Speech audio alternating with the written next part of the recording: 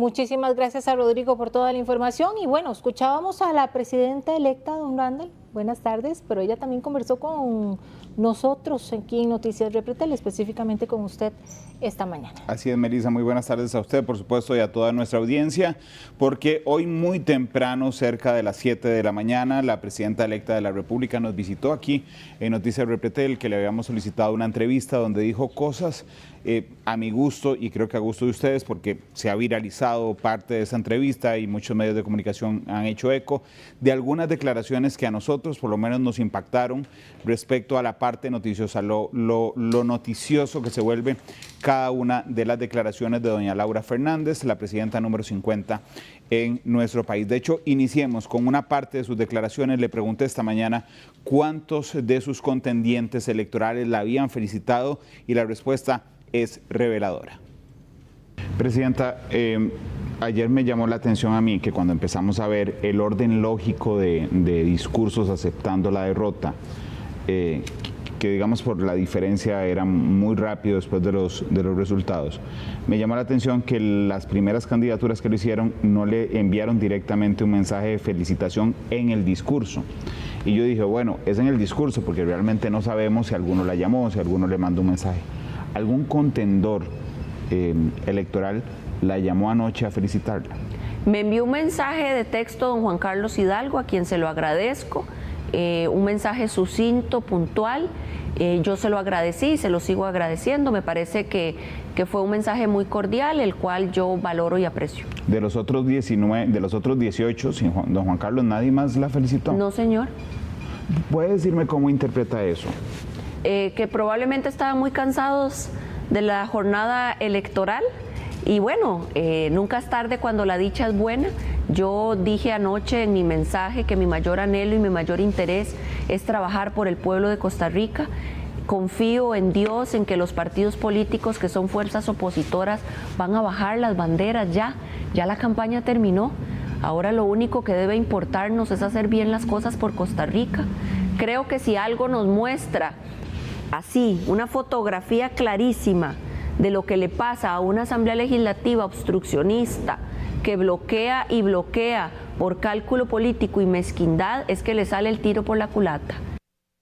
Esas declaraciones no las escogimos de primero por morbo, de alguna manera para saber quién había escrito o no le había escrito o llamado a la presidenta electa doña Laura Fernández, sino porque tiene repercusión directa en algo que nos dijo después y que acaba de hecho de repetir en la conferencia de prensa, y es el espíritu negociador con el que dice arrancar su administración.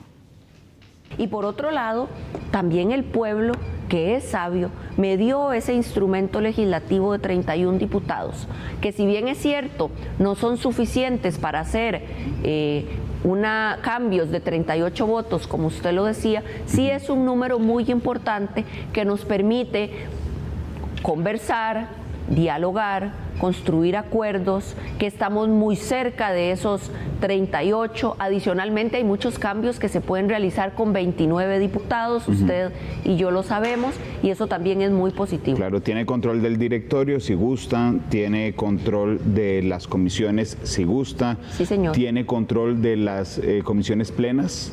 Sí, señor. Si gusta, también. Las investigadoras, ajá, todas. Todas, puede tener todas. Por cierto, me estoy adelantando 3 meses, pero ya pensó si van a mover, por ejemplo, que el directorio sea completamente oficialista.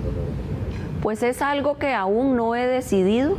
Creo que queda mucho tiempo de aquí a que llegue ese momento. Sé que me estoy adelantando. Se está adelantando usted un montón y apenitas estamos a horas de haber recibido los resultados. Sin embargo, lo que yo quiero que al pueblo de Costa Rica le quede muy claro es que yo tomaré las riendas de Costa Rica con mucha sabiduría, rogándole a Dios discernimiento, donde siempre voy a procurar construir esos consensos con el Partido Liberación Nacional, con el Partido Frente Amplio, con la coalición Agenda Ciudadana, con el Partido Unidad Social Cristiana, donde mi principal llamado es que ojalá dejemos hasta de llamarnos partidos y nos llamemos un grupo de congresistas valientes, poderosos, que se van a sumar conmigo, entusiasmados, valorados, a construir las cosas que este país necesita. Costa Rica vale demasiado la pena como para que la Asamblea Legislativa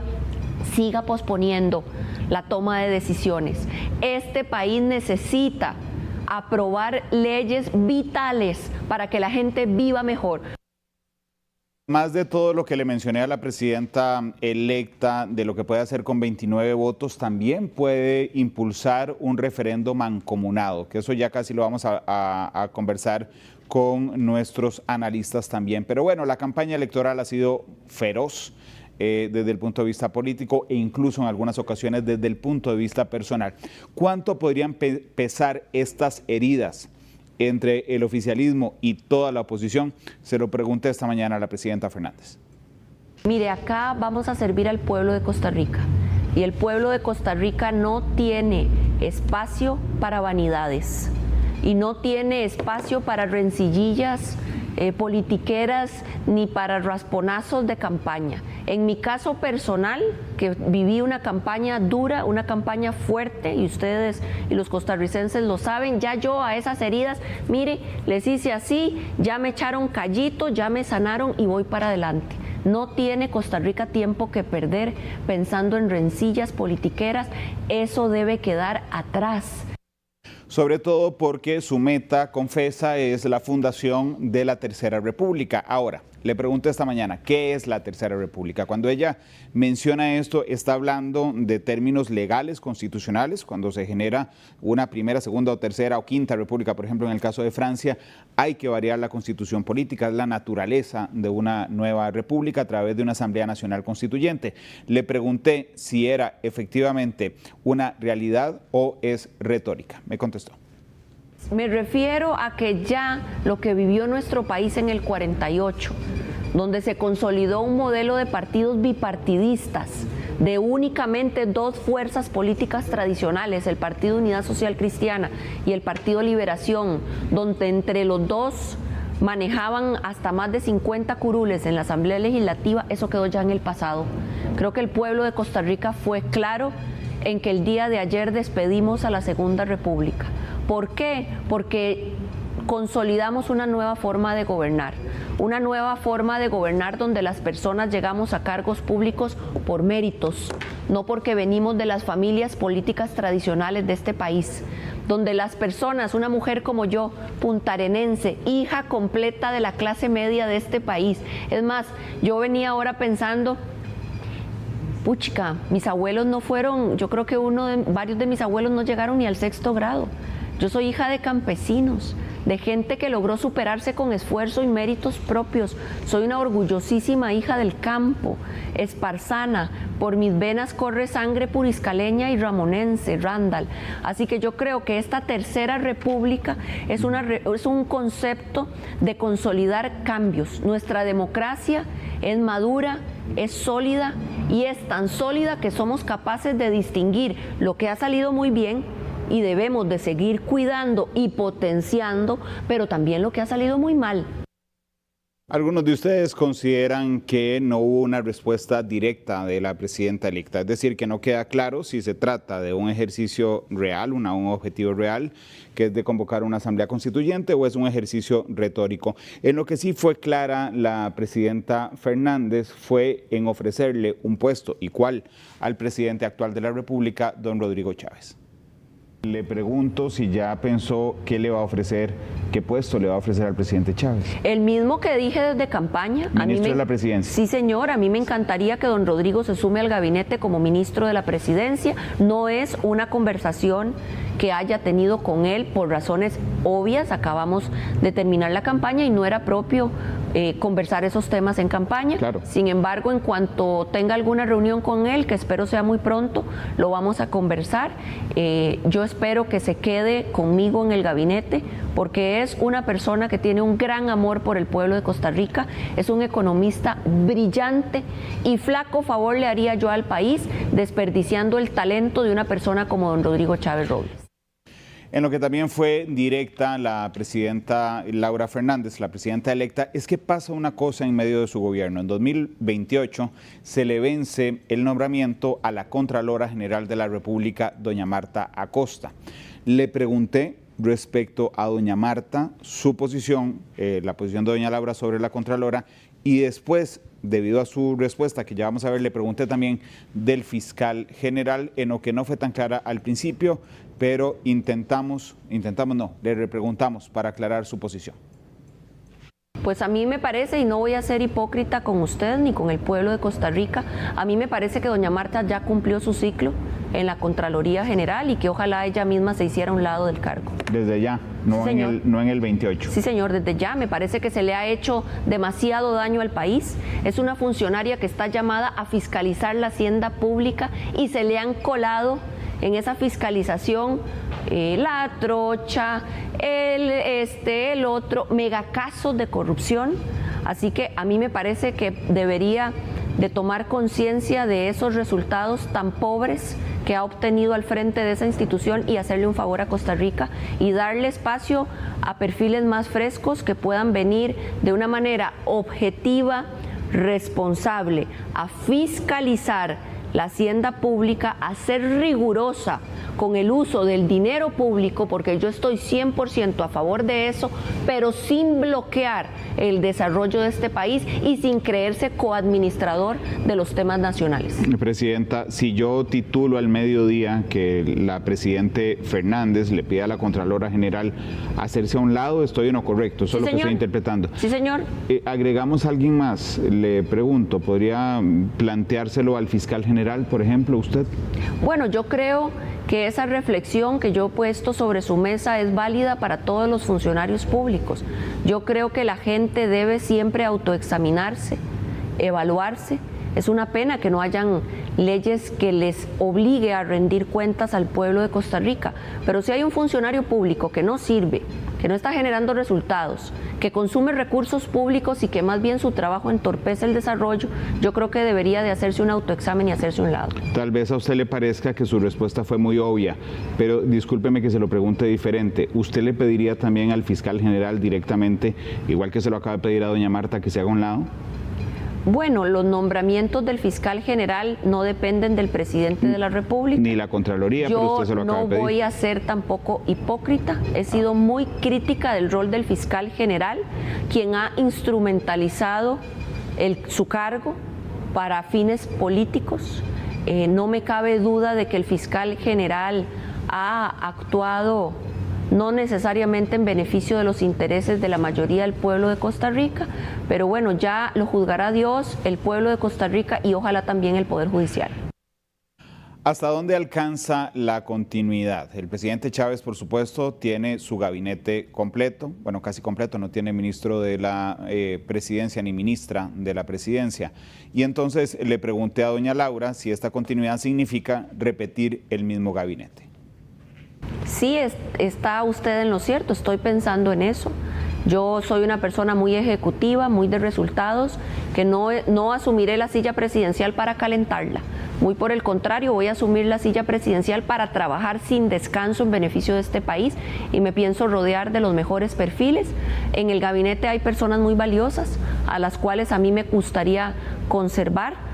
Pero a todos los cargos les haré una evaluación rigurosa de resultados, de proyectos y un alineamiento estratégico con mi estilo de trabajo. Si hay algún perfil bueno que desea mantenerse, porque también yo entiendo el desgaste propio de los diferentes cargos, claro, pues enhorabuena, pero también creo que es importante renovar algunos puestos. Entonces no será una renovación íntegra. No, señor. No será una renovación íntegra. Me parece que sí hay gente ahí muy valiosa, muy buena, que si desea continuar, a mí me encantaría que continúen. Y finalmente, ¿saben qué le permite 29 votos a doña Laura Fernández? Aprobar los planes, los proyectos de seguridad que dice esta administración que son urgentes. Se lo planteé esta mañana. ¿Ha pensado en cuáles son las más urgentes que impulsará doña Laura? Sí, señor. Yo quiero llevar adelante una reforma en el Código Procesal Penal en el Código Procesal Penal Juvenil para endurecer esas penas. También quiero revisar las normas que regulan las ejecuciones condicionadas de la pena.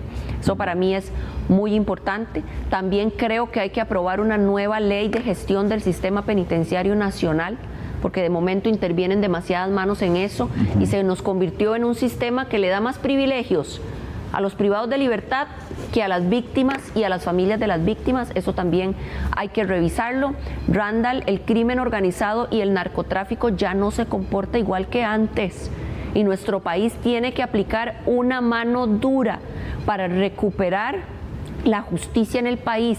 Si no, podemos convertirnos en un paraíso de la impunidad, donde la gente que comete delitos no recibe sanciones o recibe sanciones muy blandas en comparación con el daño que causaron. Así que eso para mí va a ser una prioridad en el próximo gobierno. 1:13. Estas son parte, Melissa, de las respuestas que nos brindaba esta mañana la Presidenta de la República, donde me parece a mí por lo menos que deja muchas noticias. Una entrevista muy reveladora, la verdad. Así es, más que la conferencia que acaba de tener. Mucho más, efectivamente. Pero le decía ahora al inicio que hay muchas cosas que puede hacer la Presidenta con 29 votos en la Asamblea Legislativa y tiene 31, que es lo que hemos sostenido desde ayer. Ya por supuesto algunos medios han rectificado una información mal técnicamente que brindaron ayer, son 31 los que tiene hasta el momento, así es que voy a ir con nuestros analistas. Adelante. Bien, y aquí nos acompaña en el set de Noticias Repretel, doña Katia Benavides, don Sergio Araya, ¿cómo están? Muy buenas tardes, don Randall. Desvelados todos, don Sergio. Así es, prácticamente no hemos dormido ni un minuto, pero aquí seguimos al pie del cañón. Pero bueno, es una vez cada 4 años, Eso o 2 sí. veces si hubiera segunda ronda, pero esta vez ya va a ser una vez. Bueno, de la conversación de ayer ya puede hacer planes, don Randall, para Semana Santa. Y usted también, doña Katia. ¿Qué le parece no solo el triunfo de doña Laura, sino yo tiendo a ponerle más atención al día siguiente cuando está más frío todo y no se los come, por supuesto, la emoción de un escenario a reventar? ¿Qué le parece el triunfo de doña Laura y las declaraciones posteriores, doña Katia? Bueno, lo primero que tengo que indicar es que celebro la participación que llevaron ayer a las urnas. El país se vistió de fiesta y efectivamente yo apostaba a ese 30% de abstencionismo y lo pegué. 10% menos de la elección pasada, datos que solamente habíamos tenido la última vez en la década de los 90 y una excepción en el 2010-2014 con la elección de doña Laura Chinchilla, también presidenta en primera ronda. Y esto viene a señalar, ¿verdad?, que la gente se motivó. En teoría política dicen que la polarización aumenta la participación. Eso habría que verlo un poquito más adelante, ya cuando tengamos los datos para poder desagregarlos y ver también dónde se enfocaron esas participaciones y dónde hubo esos cambios que son relevantes. Ya puntualmente en la elección de doña Laura podemos ver que efectivamente las encuestas manifestaban una tendencia, la diferencia entre diciembre y enero en la encuesta del CIEP indicaba que el 19% de indecisos ya habían decidido por quién dar ese voto, había una tendencia de ese 14% y ayer vimos cómo efectivamente sí, los indecisos aumentó un poquito.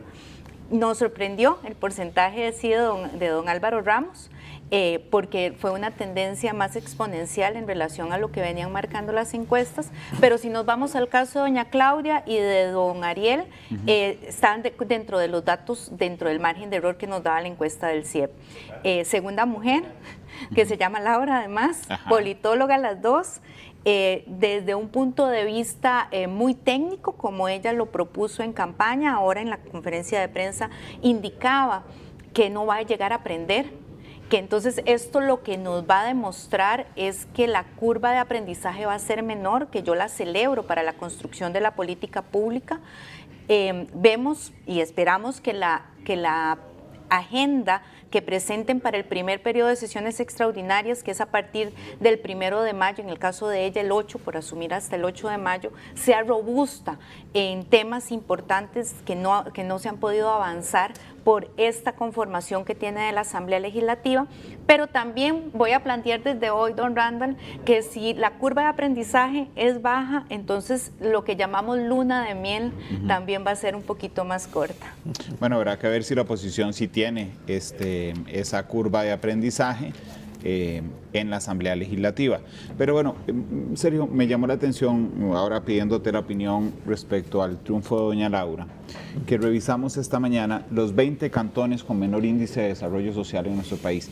En esos 20 cantones ganó doña Laura y ganó, digamos, con diferencias todavía más amplias que la nacional. ¿Qué claves te explican el triunfo de doña Laura? Bueno, varias. Se resumiría, digamos, lo que ella ayer señaló en su discurso de aceptación de la victoria, de que ella reivindicaría ser la representante de esos que el presidente Chávez ya había definido como los nadies, que un poco tienen que ver con los temas de desarrollo humano, ¿verdad? Y de las poblaciones que se han sentido históricamente excluidas del bienestar, del beneficio que ha generado el Estado Social de Derecho costarricense. Evidentemente, hoy lo volvió a señalar, ya no tan, digamos, simbólicamente, pero refirió a que ella es una digna representante, dice, del sentir de los habitantes de las costas y de todos estos territorios que, repito, están mayoritariamente poblados por gente en situación socioeconómica vulnerable, comprometida. Ese me parece que es un factor, pero por supuesto el factor fundamental es que ella logró, y creo que ese es su gran mérito, transferir una muy buena parte de la popularidad del presidente a movilización electoral, que era la gran incógnita que teníamos la mayoría de los que hacemos análisis de la coyuntura, de la realidad política.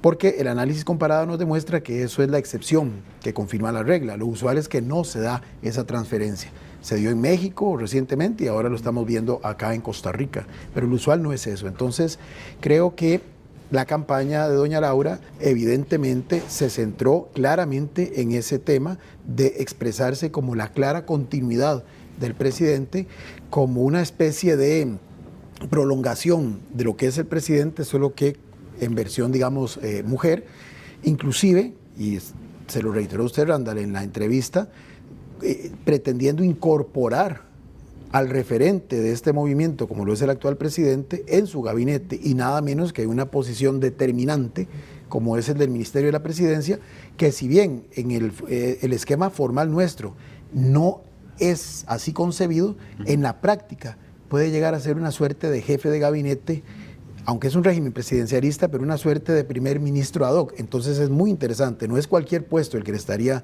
ofreciendo. Entonces creo que eso fue fundamental para que doña Laura pues lograse esta victoria en prácticamente 6 de las 7 provincias y creo que como en 60 o más de los 84 cantones que actualmente tiene el país. 64, si no me equivoco. 64. Sí. Y además, Laura Fernández es la segunda presidenta más joven de la Segunda República después de Carlos Alvarado. La primera de la tercera, diría ella. La primera de la tercera. Hoy también me dijo. Sí, se lo vi en la mañana. Pero bueno, estoy esperando.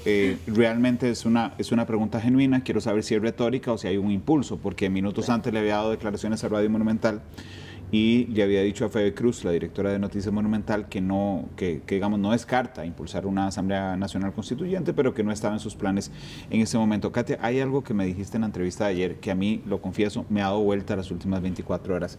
De hecho, lo usé con ella hoy en la mañana, que es el continuismo del cambio, porque efectivamente le roba, digamos, la esperanza a el leitmotiv a la oposición, y ella dice, no, vamos a ver, aquí la esperanza del cambio soy yo. ¿De cuál cambio? Del que continúa, que eso pareciera una contradicción, del que continúa del gobierno de Rodrigo Chávez, y pareciera que lo logró concentrando, insisto, las poblaciones más vulnerables y también las costas. Sí, bueno, antónimos, ¿verdad? Continuismo, cambio, o sea, o continuamos o cambiamos. Claro. Efectivamente, ella lo propone como un concepto retórico en su discurso de campaña y ahora lo estamos viendo puntualmente en lo que necesita decir y ahora lo comentaba con don Sergio, hablábamos de que el discurso viene a ser muy emotivo. ¿Será que a la campaña política le faltó emoción y los discursos de hoy, las entrevistas de hoy se han enfocado en llamar a la emoción de las personas y pedirles que ¿verdad?, que se junten, que vamos a unirnos? Además pone indicadores serios de marca en la cancha de lo que ella quiere hacer. En el discurso de ayer habló acerca del papel que quiere que juegue la oposición, del papel que quieren que jueguen los medios de comunicación e incluso el papel que quiere que juegue el mismo gabinete y la Asamblea Legislativa.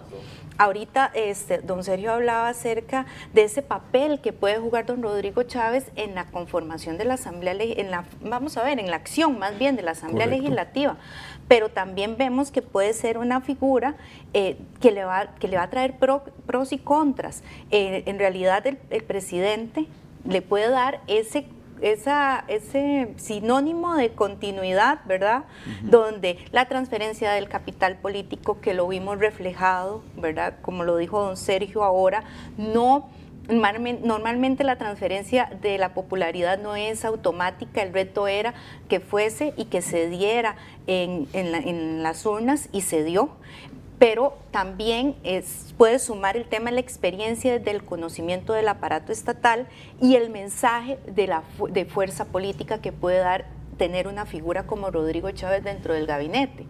Pero entonces vamos a los desafíos donde podría venir con el tema del cambio, que es el riesgo de ese liderazgo paralelo, ¿verdad? Un presidente en la sombra o dos presidentes, hasta dónde vamos a llegar con eso, ¿verdad?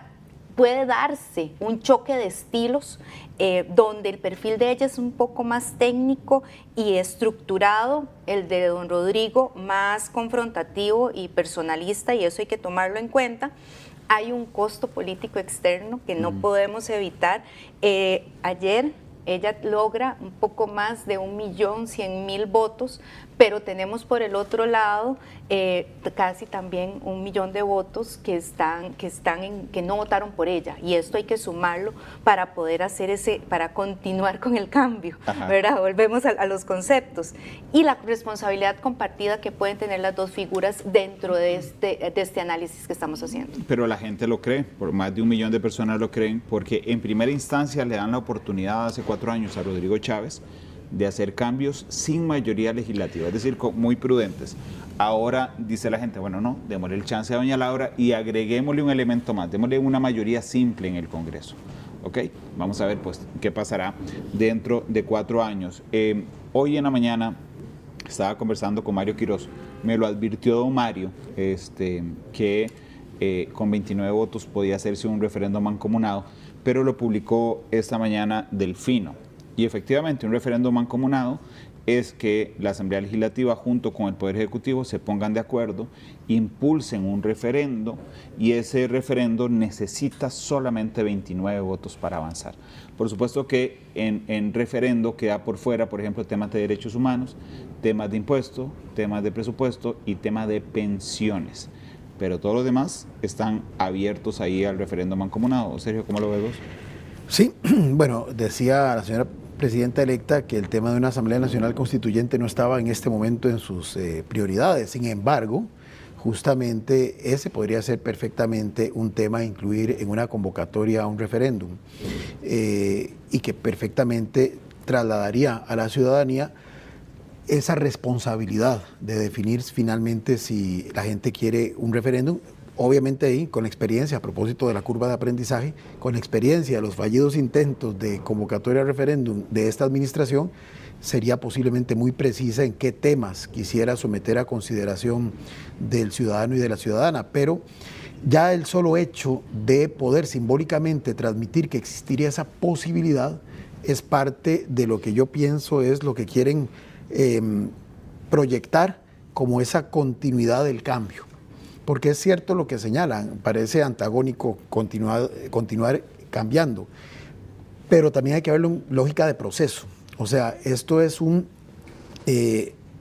movimiento político, ¿verdad?, que indistintamente de cuál sea el partido que se utiliza para llegar al ejercicio del poder transitorio, me parece, va delineando ya más claramente un objetivo político de mediano aliento, de mediano plazo, donde las figuras van, digamos, coexistiendo dependiendo de las dinámicas, pero girando en torno, lógicamente, a la figura central, que es la del señor presidente actual, Rodrigo Chávez. Entonces, en ese contexto, la posibilidad de ir planteando las bases de lo que podría ser ya no una retórica muy bonita de lo que sería esa tercera república, pensando en términos de armonía, de dejar atrás el pasado, sino ya ahí en lo que preguntabas hace un rato, de cuál es ese diseño institucional, jurídico que tendría esa nueva república en ciernes, la posibilidad de hacerlo a través de convocatoria, referéndum, perfectamente es una herramienta posible que además va en la línea discursiva, esperanzadora, que ha transmitido de que a esos nadies, como los llaman ellos, les están dando un protagonismo especial que otrora no tenían. Claro, porque para ellos es todo. Los nadies en esta contienda lo es todo. Katia, para finalizar, le preguntaba a la presidenta Fernández sobre la Contralora General. Yo admito, uno tiene un objetivo cuando hace una entrevista, y yo no pensé que fuera tan directa como lo fue esta mañana, diciéndome, no, que se quite del camino. No es vinculante, por supuesto, porque el Poder Ejecutivo no puede pedirle a la Contralora que se vaya, pero hay que reconocer que tiene un peso de mandato muy popular, abriendo espacio y anunciándole además a la Contralora que dentro de 2 años, cuando tenga que decidir si se reelige o no, pues será una lucha compleja en el Congreso. ¿Qué te parece eso? Sí, efectivamente, el nombramiento de la señora Contralora es hasta el 2028. Sabemos que la Contraloría es un órgano auxiliar de la Asamblea Legislativa, responde a los señores y las señoras diputadas, pero también ahora tienen 31 votos, ¿verdad? Y se trae un mensaje importante y le está solicitando que se separe para poder empezar a avanzar con estos cambios de nombramientos, ¿verdad? Así como ustedes también hablaron de la figura del fiscal general, que no es un nombramiento que depende del Poder Ejecutivo, sino de la Corte Plena. El nombramiento del Contralor o Contralora es de otro poder de la República, que es de la Asamblea Legislativa. Pero a un día de haber pasado las elecciones con estos datos tan contundentes, con un respaldo popular tan grande que tiene doña Laura, creo que estos temas de discusión se van a abrir y se van a cortar esos espacios de esos nombramientos que faltan. ¿Qué te parece que fuera un poco esquiva al inicio con el tema del fiscal general? Es que fue muy contundente con la Contralora y esquiva al inicio con el fiscal. Bueno, sí, lo noté también. Prudencia. Sí, creo que captó el tema de la división de poderes, porque ella lo captó en media respuesta. En media respuesta de la Contralora. Claro. Digamos, esa fue mi percepción, ¿verdad? Sergio, 30 segundos. No, me parece, coincido, o bien que también es una forma de mantener expectante algo que perfectamente podría dar si es la cantidad de magistraturas que hay que designar en el próximo cuatrienio. Sí. Como decir, bueno, al nuevo Poder Judicial le podríamos dar la oportunidad de que corrija el rumbo y elija un fiscal distinto. Yo pensé, sinceramente, que es más riesgoso personalmente pelearse con el fiscal general que con la Contralora General. Además. Pero bueno, si ustedes quieren seguir con el análisis, a las 2 de la tarde en Radio Monumental, en el Facebook de Noticias Repretel también, estarán Sergio y Katia conmigo en Matices. Gracias a ambos por este ratito en Noticias Repretel. Vamos a pausa comercial y regresamos.